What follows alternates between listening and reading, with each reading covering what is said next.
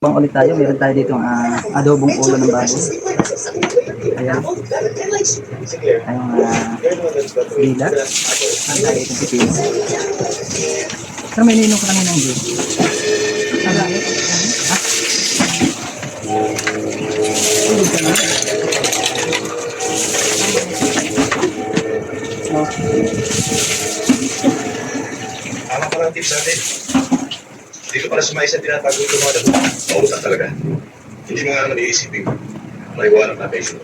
Kailangan may report natin agad dito sa opisina. Maliwanag lang.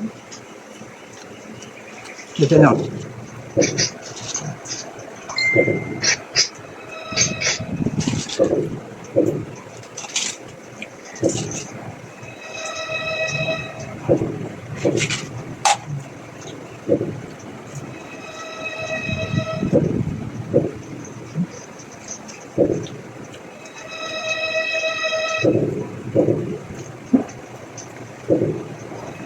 Gilos!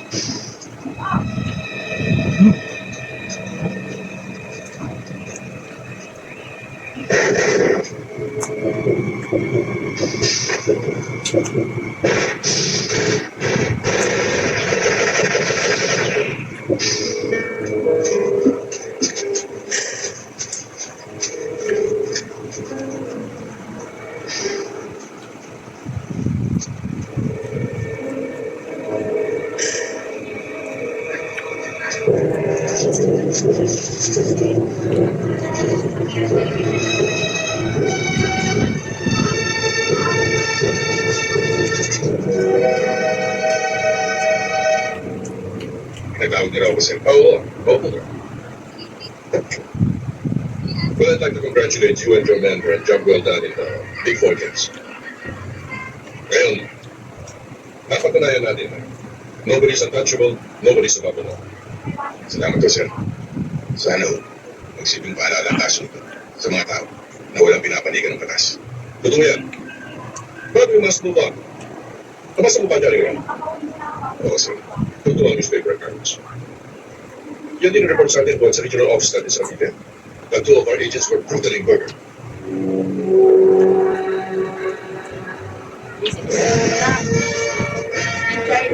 Saka isang palos. Halo natin doon sa sangkay natin. Natin dito. Babalik pa tayo. Kami pa kasi.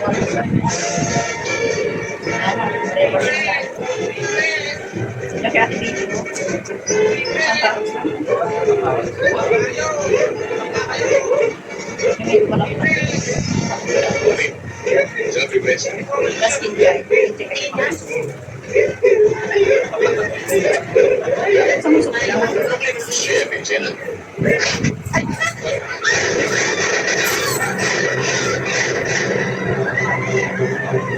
Pagdinig ko talaga ang buti na yan. Mabilis matulog. At isa pa, sir. Wala ka sa proteksyon sa bayan namin. Yan din ang feedback sa akin. Kaya, napag-desisyonan ko Isang palos. na i-assign silang kaso. Pabilyar ka sa lugar, tinatang mo magaling mga tao. And if there's anyone who can get near Putik, you're the man. Kaibi, kasi sa kanila sinada ako. Nagabala ka pa katan. Kaya magbayang kami kay Bakla. Kaya kami na parito para alamin kung ano ang mga galaw ni Putik ngayon. Kung nga sabi ko Kaibi, marami nang tatakot magsalita tungkol sa kanya, sa kanyang mga tauhan. Malapit sila sa mga sagabal na gawa nila ngayon. Mabilis ang hatod. Pagano mo ba? Kasi na parang siya maaaring makita. Eh, matagal nang tatago si Nardo eh. Sa kung makontay niya ang mga head ng FBI. At yung kayo siguro, hinahanap siya ng mga talaga. Kapag sabihin siguro ng padrino niya, alam na rin maraming politikong magbibigay sa kanya ng proteksyon. Si Nardo, maingat. Pero yung mga tauhan niya, nalakas ng loob. Lalo na yung si Evo. Saan lang gumagala dito sa atin yan eh. Kung ako sa'yo, kung nakikisa ka, papilog ka. Kaya paalala. Kung makikita kayo, huwag mong ayaman ako sa putik. Kasi nandun ang bisa ng kanyang anting-anting. Ano ba yan? Dapat sa paalala mo kadal. Pero tingnan ko siya. Ano ba yan? Pag nagabot kami, hindi sa side sa lupa. O sa Putik ang talampakan niya. Kailangan tuloy kataan. Oo, dito na. Sige, sige na. Sige. Sana bata. Ang tingin ko si Eli, alagad kayo ng batas. Sa makatulong ko sa inyo, patulungan din ninyo ako. Ano ibig sabihin? Alam ko, hinahanap ninyo ang pagkatiputik. Alam ko rin, na ang karang gawin yung putik na si Emo. Kung yung gagawa ng pagkuhula ng anak ko. Meron kasi natasag sila ilang tao sa ginawa nilang pagtukod sa aking anak. Kaya lang, ginagawa pinagdaan nila ang mga itong papatayin ko pa nagsalita. Kaya ano naman ang ginagawa ng mga alagad ng batas dito? Pero silang pagkuha eh. Natatakot makipagtulungan naman ng tao.